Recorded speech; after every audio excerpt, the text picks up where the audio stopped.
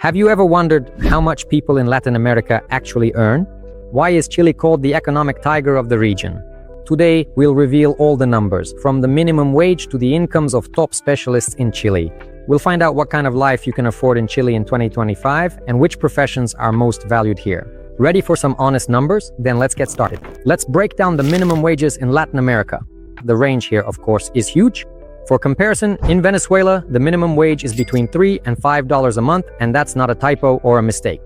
In Bolivia, it's $342 a month. Argentina, $198, and Chile, now pay attention, 529,000 pesos, which amounts to $562. This is the absolute leader in the region. And of course, it's absolutely clear that you can't really get by on a minimum wage. Let's see what $562 in Chile actually means in practice, what you can buy with that amount. With this money, you can rent a modest room in downtown Santiago, which will cost about $250. You can eat, though nothing fancy, and that will take about $200. And the rest goes to transportation and minor expenses. We've covered the minimum wage. Now let's take a look at how much ordinary Chileans earn overall. In the service sector, the average salary of a waiter is about $800, a taxi driver earns from $700 to $1,000, and a housekeeper can earn from $600 to $1,000 per month. Office workers, a mid-level manager earns from $1,200 to $1,800, an IT specialist has a high salary ranging from $1,500 to $3,000, and a doctor can earn from $2,000 to $6,000. This is a highly sought-after and well-paid profession in Chile. The top professions, of course, include, first and foremost, mining engineers, because Chile has a huge number of mines where copper is extracted. Here, you can earn from $3,000 to $6,000 per month. A programmer at an international company has an average monthly income ranging from $3,500 to $7,000, and top managers earn from $5,000 to $15,000 per month. An important point to consider, in Santiago, where 8 million out of Chile's 16 million residents live, salaries are, of course, 30 to 50% higher compared to similar positions in the regions. Now let's look at what earning opportunities are available for foreigners who come to Chile for permanent residence. The first is remote work under your current contract with a foreign company, the so-called digital nomads. People who live in Chile but work for a company in another country and, in a sense, live according to the time zone of the country they work for. For example, you live in Chile but work for an American or European company, so you earn a good European or American salary while living in a place where your expenses are significantly lower. The second option is running a business remotely. Many of our clients, whether living in Chile full-time or part-time, run their businesses remotely in other countries. And the third way is to find a local job directly in Chile.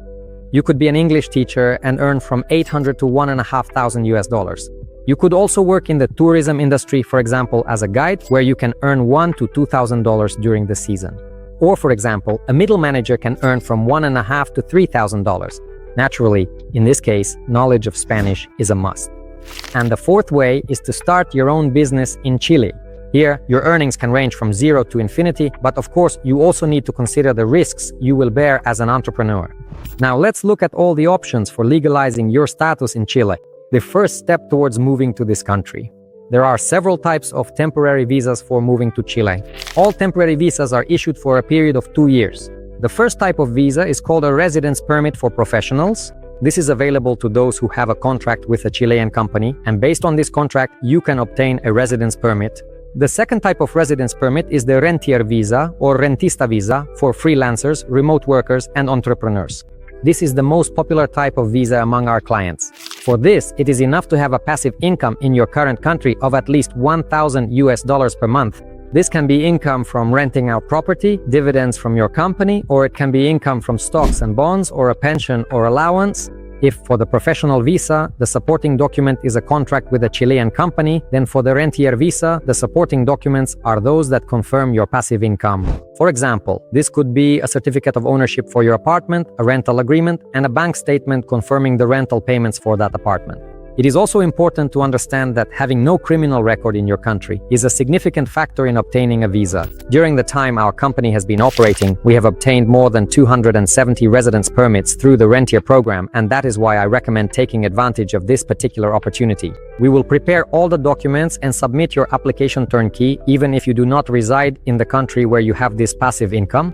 The third visa is the student visa or residence permit for students. Naturally, it is available to those who have been admitted to a Chilean university. And the fourth type of residence permit is the residence permit for family reunification. This is available for the parents, brothers, and sisters of newborn Chilean citizens.